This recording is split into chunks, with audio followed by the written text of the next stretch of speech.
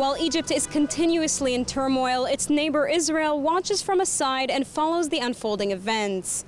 However, though not directly involved, Israelis feel very strongly about the developments right next door.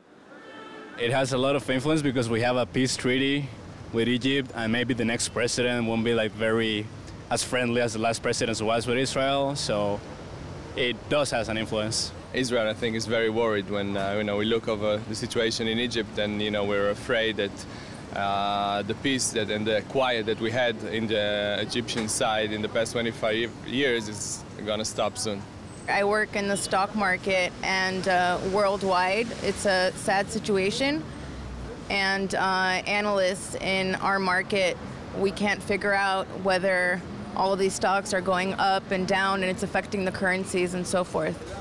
Personally, it's sad that we cannot go to Sinai anymore, which is a beautiful part of Egypt, and it's close to our border, and this probably was the way, to connect ourselves to people from Egypt. I think that when Israel actually does take a stand, the Americans look at us as, the negative ones to take a stand, but I think it's about time that we do. I don't think we need to take an action in any direction. Now it's not really a threat because they're busy between themselves. I think we should give them the space and time. We're doing too much all over, so maybe it's our time just to care and to take care of ourselves. I don't think we should intervene. At the end of the day, it's up to the Egyptian nation and the Egyptian people to decide what kind of country they want for themselves. Unless, of course, there's weapons that's being held on by rebellions or by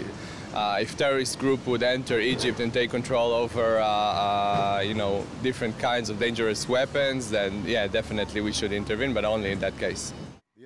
Whether or not the U.S., the UN, or other external forces get involved, Israelis think not much difference will be made. Sanctions, unless they're really heavy, can't really affect any country. You can see how it happens in Iran. It doesn't really affect a thing. In the same way, it won't affect unless they're really, really harsh ones. Hundreds of people have died in Egypt over the last week or so. Meanwhile, in fear of losing Egypt to Islamists, Israel is urging the U.S. to support the Egyptian military. For JN1, I'm Sivan Raviv, Israel.